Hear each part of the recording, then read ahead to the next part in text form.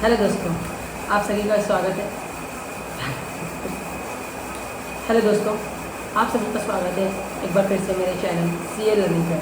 जैसा कि मैंने आप लोगों को अपनी पहली इंट्रो वीडियो में बताया था कि मैं अपने अगली वीडियो में मेरी मुलाकात आप लोगों से होगी तो ये फाइनल के चौथे पेपर लॉ के एक टॉपिक IBC 2016 से रिलेटेड होगी, उसके रिवीजन से रिलेटेड आप लोगों से मैं मुलाकात करूँगा। तो आज मैं आया हूँ IBC 2016 की रिवीजन वीडियो लेकर। ये रिवीजन जो है मैंने जो जिस हिसाब से अपनी प्रिपरेशन की उस हिसाब से मैं इस चैप्टर का, इस टॉपिक का रिवीजन करूँगा। तो अगर इसमें आप लोगों को कुछ अपने हिसाब से कुछ एडजस्टमेंट करना हो, अगर आप लोगों को मेरे रिवीजन सही लगे तो आप लोग मुझे बताइएगा कमेंट्स में। और अगर कुछ चेंज आप लोगों को लगे कि मेरी रिवीजन में कोई मिस्टेक है या फिर मैंने कोई ऐसा सेक्शन या कोई ऐसा पॉइंट इस चैप्टर में छोड़ा है जो मुझे कवर करना चाहिए, तो प्लीज़ आप लोग कमेंट्स में मुझे इसके बारे में बताइएगा। तो मेरा तो सिंपल बेसिक रूल है कि मैं लॉ की प्रिपरेशन कैसे करता हूँ। मैं इस सेक्शंस को पूरी तरीके से रटता हूँ। कुछ केस लॉज जो इंपॉर्टेंट केस लॉज होते हैं उन केस लॉज को रटता हूँ, और बाकी सारी जो सेक्शन में जो सेक्शन के अंदर का पॉइंट्स होता है, जो उसके अंदर होता है, तो उसको मैं अपनी लैंग्वेज में लिखता हूँ उसको। और बाकी जो जिस सेक्शन का मुझे कुछ समझ नहीं आता कि इसको किस तरीके से पढ़ूँ, क्या करूँ, तो उस सेक्शंस को मैं पूरा थियोरेटिकली लर्न कर लेता हूँ। क्या करूँ, लॉ ऐसा ही सब्जेक्ट है, लॉ और ऑडिट हमारा कि हमें रटना पड़ता ही है। तो सबसे पहले हम शुरू करते हैं IBC 2016 में डेफिनेशंस। मैंने कुछ 4-5-6 डेफिनेशन है जो इंपॉर्टेंट डेफिनेशन है जिसको मैंने रटा है। मैं आप लोगों को सिर्फ उस डेफिनेशन के बारे में बताऊंगा, बाकी मैंने रटा है तो इसलिए आप लोग अगर रट सकते हैं रटिए, नहीं तो आप लोगों ने किसी अपनी लैंग्वेज में से याद किया तो आप लोग का मन। सबसे पहले तो मैंने किया सेक्शन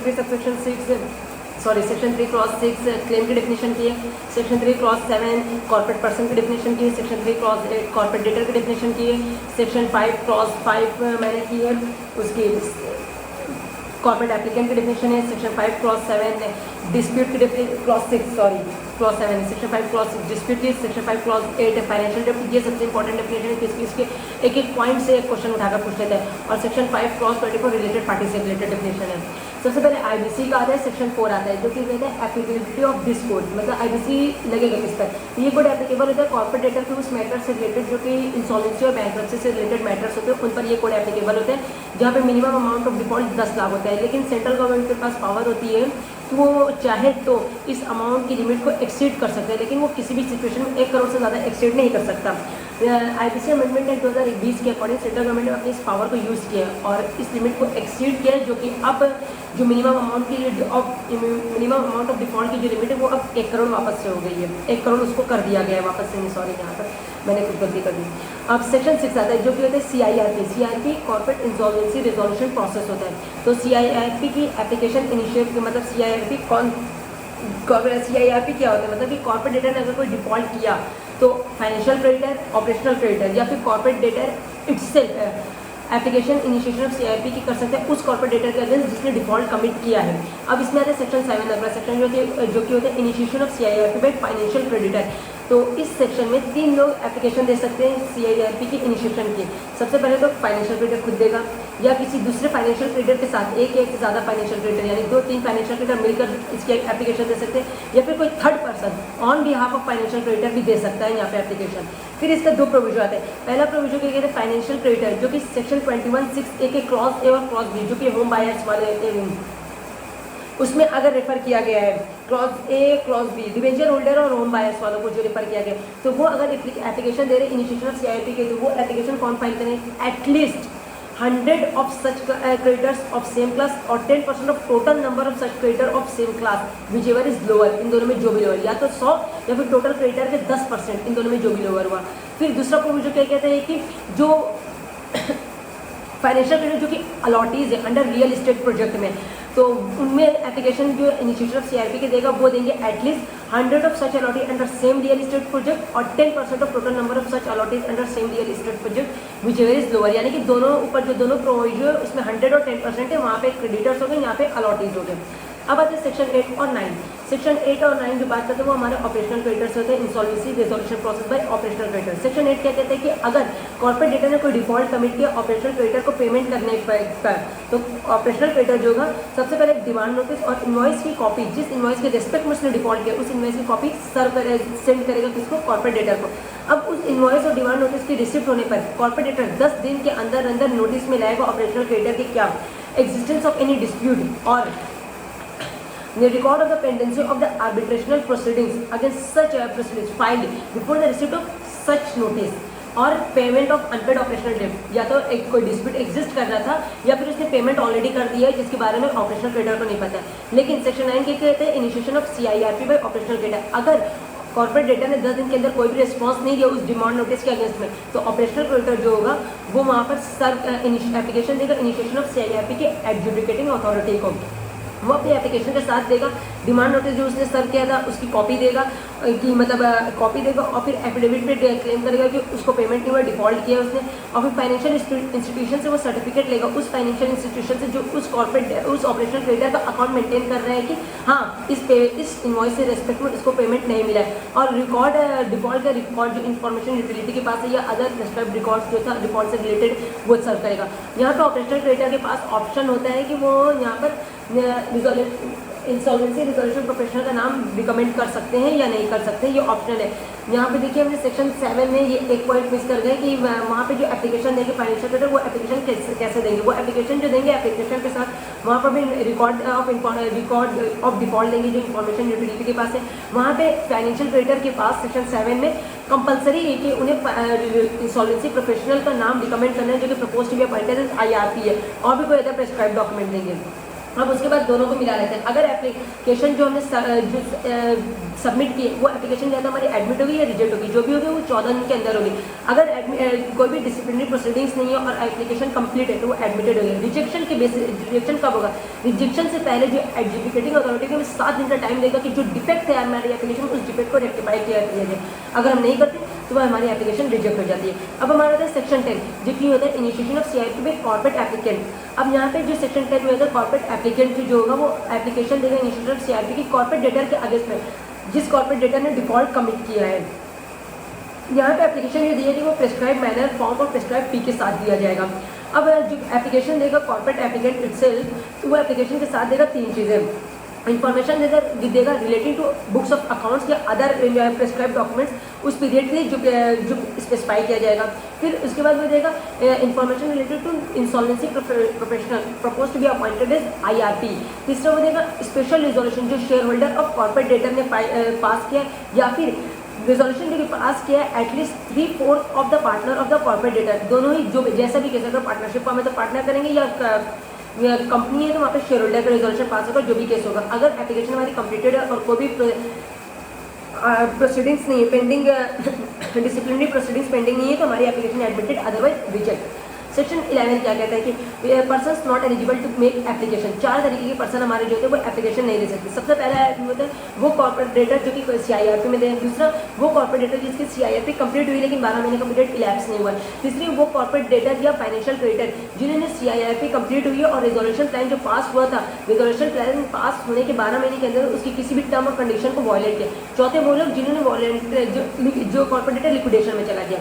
लेकिन IBC अमेंडमेंट एक्ट 2020 के बाद से कोई भी कॉर्पोरेट डेटर दूसरे कॉर्पोरेट डेटर के अगेंस्ट एप्लीकेशन फाइल कर सकते हैं इनिशिएशन ऑफ CIRP अगर वो खुद भी यानी कि ऊपर ये चारों कवर्ड है तो वो भी आ जाएंगे एप्लीकेशन इनिशिएशन के लिए किसी दूसरे कॉर्पोरेट डेटर के अगेंस्ट। अब हमारा था सेक्शन 12 जो कि completion of time limit for completion of CIRP हमारी नॉर्मली 180 दिन के अंदर कंप्लीट हो जानी चाहिए। जिस दिन हमारी एप्लीकेशन एडमिट हुई है CIRP कमेंस हुआ है उससे 180 दिन के अंदर कंप्लीट हो जाना चाहिए। लेकिन अगर CIRP 180 दिन के अंदर कंप्लीट नहीं होती रिजोल्यूशन प्रोफेशनल जो होगा वो एप्लीकेशन देगा एडजुडिकेटिंग अथॉरिटी को एक्सटेंशन के लिए।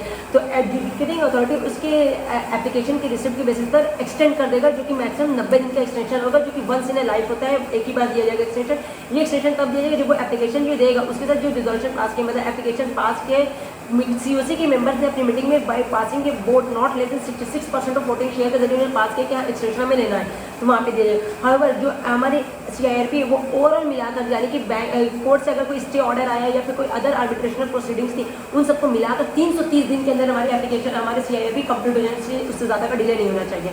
अब आते हैं सेक्शन 12A, वो क्या कहते हैं, withdrawal of application admitted under section 7, 9 और 10। यानी कि अगर हमने एप्लीकेशन सबमिट की थी और वो एडमिट भी होगी, उसके बाद भी हम एप्लीकेशन विड्रॉ कर सकते हैं, लेकिन यहाँ पे विड्रॉ तभी करेंगे जब COC ने 90% से ज़्यादा की वोटिंग शेयर के जरिए रिजोल्यूशन पास किया है कि हाँ हमें एप्लीकेशन विड्रॉ करना है, हमें CIRP में नहीं जाना है। तो अब सेक्शन 13, 14, 15 क्या कहते हैं, ये मॉनिटोरियम और पब्लिक अनाउंसमेंट से रिलेटेड आता है सेक्शन 13, 14, 15। 13 हमारा कहता है कि जैसे एप्लीकेशन हमारी एडमिट होगी 7, 9 और 10 में, एप्लीकेशन के एडमिट होने के बाद एप्लीकेशन के एडमिट होने के बाद जो एडजुडिकेटिंग अथॉरिटी होगा वो पास करेगा कि वो ऑर्डर पास करेगा कि मॉनिटोरियम डिक्लेयर करेगा, जो मैंने सेक्शन 14 में स्पेसिफाई किया, हम आगे पढ़ेंगे।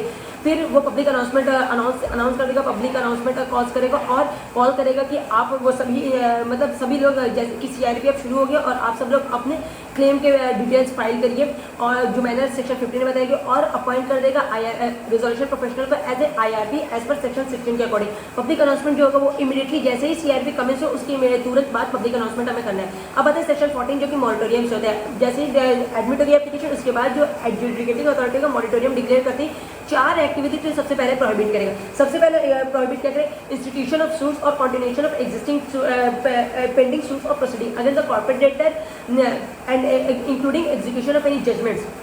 फिर ट्रांसफरिंग, एनकम्बरिंग, एलिनेटिंग और disposing of by the corporate debtor any of its assets, legal right और बेनिफिशियल इंटरेस्ट देयरऑन। फिर action to foreclose, recover or enforce any security interest created by the corporate debtor against its property or recovery of any property by an owner or lessor where such property is occupied or owned by the corporate debtor। ये 4 activity वो पूरी तरीके से moratorium में यानी ये सब अब नहीं हो पाएगा। फिर इसमें आता है कि अगर कोई route permit, licence, registration fee होगी जो कॉर्पोरेट डेटर को इशू किया गया था government, central government, state government या लोकल अथॉरिटी, तो उससे रिलेटेड सर्विसेज उनकी मतलब सस्पेंड नहीं होगी मॉनिटोरियम के पीरियड में, प्रोवाइडेड अगर उन्होंने इसके फी की पेमेंट का डिफॉल्ट ना किया होता। फिर सबसेक्शन 2 आता है कि अगर कोई सप्लाई ऑफ गुड्स और सर्विसेज की सप्लाई है जो कि एसेंशियल है, तो उस सप्लाई जो गुड्स और सर्विसेज है उसकी एसेंशियल कॉन्टिन्यूएंस के लिए, तो उसको भी टर्मिनेट और सस्पेंड नहीं किया जाएगा मॉनिटोरियम में। Section 2A amendment, IBC amendment act 2020 के अकॉर्डिंग अगर RP और IRP को लग रहा है कि कोई ऐसी गुड्स और सर्विसेज है जिसकी सर्विस जो नेसेसरी है एक्टिविटी को कॉर्पोरेट डेटा के कॉन्टिन्यूएंस के लिए, तो उसको टर्मिनेट नहीं किया, सस्पेंड नहीं किया जाएगा। फिर जो हमने सबसेक्शन 1 में जो 4 एक्टिविटी मानी, जो 4 प्रोहिबिशन है वो एप्लीकेबल नहीं उन ट्रांजेक्शन में जो कि सेंट्रल गवर्नमेंट ने नोटिफाई किया है in consultation with the financial regulator और surety in a contract of guarantee to corporate debtor. Moratorium हमारा सीज टू एग्जिस्ट हो जाएगा जैसे हमारा CIRP कंप्लीट हो गया। अब सेक्शन 15 हमारा आता है। अब हमारा सेक्शन 15 आता है जो कि कहते हैं पब्लिक अनाउंसमेंट कैसे जो करेंगे। जैसे CIRP शुरू होगी पब्लिक अनाउंसमेंट के लिए जहाँ पे ऑर्डर पास कराया जाएगा, जो कि एडजुडिकेटिंग अथॉरिटी बताएगा कि नाम और एड्रेस बताएगा कॉर्पोरेट डेटा का जो कि CIRP में गया है, अथॉरिटी का नाम बताएगा जिसके साथ वो कॉर्पोरेट डेटा रजिस्टर्ड या इनकॉर्पोरेटेड है। थर्ड पॉइंट बताएगा last date of submission of claim बताएगा, last date of completion of CIRP बताएगा, पेनल्टी बताएगा, फॉल्स और मिसलीडिंग अगर क्लेम है तो उसकी पेनल्टी बताएगा, और उसके बाद वो बताएगा कि डिटेल्स IRP का डिटेल बताएगा जो कि जिसके पास मैनेजमेंट की सारी पावर वेस्टेड हो गई है। देखो पब्लिक अनाउंसमेंट जो हम देंगे इमीडिएटली CIRP की कमिटमेंट बात है। इमीडिएटली का मतलब क्या होता है, ये हमारे रूल 6 के एक्सप्लेनेशन में बताया गया कि इमीडिएटली का मतलब होता है कि जैसे ही IRP का अपॉइंटमेंट उससे 3 दिन के अंदर हो जाए, 3 दिन से ज़्यादा डिले नहीं होना चाहिए। अब आते हैं सेक्शन 16 की अपॉइंटमेंट IRP का अपॉइंटमेंट कैसे होगा। देखो अगर सेक्शन 7 और सेक्शन 10 में हमने एप्लीकेशन दिया और एप्लीकेशन के साथ हमारे पास कंपलसरी हमें कि इंसॉल्वेंसी प्रोफेशनल का नाम रिकमेंड करना ही करना है, एप्लीकेशन के साथ देना है, तो हमने दिया है, तो उसके अगेंस्ट अगर कोई भी डिसिप्लिनरी प्रोसीडिंग्स नहीं है तो बोर्ड एग्जीक्यूटिव अथॉरिटी उसी को अपॉइंट कर लेगी एज ए IRP। सेकंड, अगर सेक्शन 9 में ऑपरेशनल क्रिएटर ने एप्लीकेशन दिया तो वहाँ पर भी अगर ऑप्शनल है, अगर उसने दिया है तो उसी को अपॉइंट नहीं दिया तो बोर्ड जो होगा तो फिर वो फॉरवर्ड डायरेक्ट करेगा, नहीं एग्जीक्यूटिव अथॉरिटी डायरेक्ट करेगा बोर्ड को कि वो नाम रिकमेंड करें जिसको अपॉइंट करना है एज IRP। फिर बोर्ड जो होगा उस डायरेक्शन के 10 दिन के अंदर अंदर अपॉइंट कर नाम रिकमेंड करेगा और जिसे एग्जीक्यूटिव अथॉरिटी अपॉइंट कर लेंगे। अब सेक्शन 17 के पावर ऑफ IRP की पावर कहते हैं। IRP की 5-6 पावर। सबसे पहले पावर होती है कि मैंने जो कॉर्पोरेट डेटा का मैनेजमेंट सारा वेस्टेड हो जाएगा IRP के पास, तो मैनेजमेंट ऑफ अफेयर्स में कितनी पावर आती है, 5 आती है। जैसे कि एग्जीक्यूशन ऑफ डीड्स और अदर डॉक्यूमेंट जो on behalf of corporate debtor IRP करेगा, वो take such actions as prescribe by the board, board जो भी एक्शन बताएगा वो करेगा। और फिर responsible for complying the requirement of responsible for complying the requirement under any law for the time being enforced as applicable to the corporate data, और फिर access to all records with information related और access to all documents और other prescribed records, books of accounts के सभी को access कर सकेगा। फिर जो दूसरे कहते हैं suspension of power of officer of company, ये सभी पावर ऑफ एक्सरसाइज कौन करेगा? IRP करेगा। Financial institutions to comply instructions of IRP, और ऑफिसर ऑफ कंपनी जो होंगे वो रिपोर्ट अप करेंगे IRP को और प्रोवाइड करेंगे कोई भी डॉक्यूमेंट जो कि IRP मांगेगा। अब सेक्शन 21 हमारा आता है COC के बारे में आता है। जैसे ही हमने CRP हमने पब्लिक अनाउंसमेंट किया, उसके बाद हमें क्लेम रिसीव हुआ। क्लेम रिसीव होने के बाद हम क्लेम को कोलेट करेंगे और फाइनेंशियल पोजीशन कंपनी की डिटरमाइन, कॉर्पोरेट डेटा डिटरमाइन करेंगे, उसके बेसिस पे हम कॉन्स्टिट्यूट करेंगे COC जो है कमेटी ऑफ क्रेडिटर्स, उसमें से फाइनेंशियल क्रेडिटर्स ही होते हैं। अगर कोई फाइनेंशियल क्रेडिटर या authorise representative of financial creditor वो अगर रिलेटेड पार्टी है किसका? कॉर्पोरेट डेटर का, तो उस केस में उसके पास कोई भी पावर नहीं कि वो रिप्रेजेंट कर सकता है या फिर प्रेजेंट होगा या फिर वोट करेगा COC की मीटिंग में। प्रोवाइडेड फर्दर दूसरा प्रोविजन है कि अगर फाइनेंशियल क्रेडिटर या रिप्रेजेंटेटिव ऑफ फाइनेंशियल क्रेडिटर जो है वो अगर रिलेटेड पार्टी कॉर्पोरेट डेटर के बन पा रहे due to the conversion of डेब्ट इनटू इक्विटी, तो उस केस में उनके पास फर्स्ट प्रोविजन जो ऊपर था वो एप्लीकेबल होता ही नहीं है, यानी कि वो रिलेटेड पार्टी में वो पार्टिसिपेट कर सकते हैं। उसके बाद होता है कि अगर कंसोर्शियम या एग्रीमेंट में एक से ज़्यादा फाइनेंशियल क्रेडिटर होते हैं तो उस केस में वहाँ पर जो फाइनेंशियल क्रेडिटर वो सभी फाइनेंशियल क्रेडिटर अपने अपने रेस्पेक्टिव डेब्ट के लिए लायबल होंगे और अपने रेस्पेक्टिव डेब्ट के अमाउंट के लिए वोटिंग शेयर उनके पास होगा COC की मीटिंग में। अगर फाइनेंशियल क्रेडिटर और फाइनेंशियल डेब्ट और ऑपरेशनल डेब्ट दोनों ही ओ कर रहे हैं तो सिर्फ वो फाइनेंशियल डेब्ट के रेस्पेक्ट में COC में पार्टिसिपेट करेगा। अगर कोई ऑपरेशनल क्रेडिटर है और उसने अपने ऑपरेशनल डेब्ट को किसी फाइनेंशियल क्रेडिटर को सरेंडर कर दिया, ट्रांसफर कर दिया, तो वो फाइनेंशियल क्रेडिटर सिर्फ अपने फाइनेंशियल डेब्ट के रेस्पेक्ट में ही COC में आएगा। ऑपरेशनल डेब्ट से रिलेटेड वो ऑपरेशनल क्रेडिटर माना जाएगा। कंसोर्शियम और एग्रीमेंट में जो फाइनेंशियल क्रेडिटर थे उनके पास वो किसी एजेंट या किसी दूसरे RP को अपॉइंट कर सकते हैं जो कि उनको रिप्रेजेंट करेगा उस मीटिंग में और पार्टिसिपेट कर सकते हैं और उनके रिस्पेक्टिव वो वोटिंग शेयर का वोट भी कर सकता है। अब जो होम बायर्स होते हैं या अलॉटेज होते हैं उनके लिए वो भी RP को अपॉइंट कर सकते हैं जो कि वहाँ पर उनके बिहार पे वोट देंगे। यहाँ पे उनको 3 RP का नाम रिकमेंड किया जिसमें से वो मेजोरिटी के बेसिस पे किसी एक RP को नॉमिनेट करें जो कि उनके बिहार पर उनको रिप्रेजेंट करेगा उस मीटिंग में। होम बायर जो भी डिसीजन है वो टोटल होम बायर्स की मेजोरिटी का जो डिसीजन होगा वो डिसीजन ही उस डिसीजन को ही रिफ्लेक्ट करेगा वो RP जो रिप्रेजेंटेटिव होगा उस मीटिंग में होम बायर्स को। अब इसके बाद आता है जैसे माइनर्स हो गए या फिर कोई इंसॉल्वेंट हो गए उनके भी लीगल गार्जियन उनको रिप्रेजेंट करेंगे। अब जो COC की मीटिंग होती है COC के मेंबर जो होंगे वो मीटिंग में जो भी डिसीजन लेंगे वो 51% के वोट शेयर से कम डिसीजन, यानी जो भी डिसीजन वो 51% ऑफ वोटिंग शेयर से ज़्यादा बेसिस पे ही वो डिसीजन पास किया जाएगा। जो मेंबर होंगे COC के जो मेंबर्स होते हैं उनके वो CIRP के ड्यूरिंग द CIRP वो कोई भी इन्फॉर्मेशन मांग सकते हैं IRP से, जो भी उन्हें चाहिए वो कोई भी इन्फॉर्मेशन डॉक्यूमेंट IRP से मांग सकते हैं और IRP उन्हें 7 दिन के अंदर प्रोवाइड भी कराएगा। अब इसका रेगुलेशन रहता है IBBI का रेगुलेशन होता है, इंसॉल्वेंसी रेजोल्यूशन नहीं IBBI का रेगुलेशन सेक्शन क्या कहता है कि कभी कभी COC में मेरे फाइनेंशियल क्रेडिटर नहीं तो कोई और भी आ सकता है। फाइनेंशियल क्रेडिटर के अलावा भी COC में पार्ट ये सिचुएशन कब आती है जब कॉर्पोरेट डेटा का कोई फाइनेंशियल क्रेडिटर नहीं या सभी फाइनेंशियल क्रेडिटर रिलेटेड पार्टी, तो उस केस में COC में 3 लोग आते हैं। सबसे पहले तो आएंगे 18 लार्जेस्ट ऑपरेशनल क्रेडिटर आएंगे, अगर 18 से कम है तो वो सभी ऑपरेशनल क्रेडिटर। दूसरे वर्कमैन का एक रिप्रेजेंटेटिव आएगा और एम्प्लॉय का एक रिप्रेजेंटेटिव जो उन दोनों ने इलेक्ट किया हो उनके एक रिप्रेजेंटेटिव आएंगे जो कॉन्स्टिट्यूट करेंगे COC।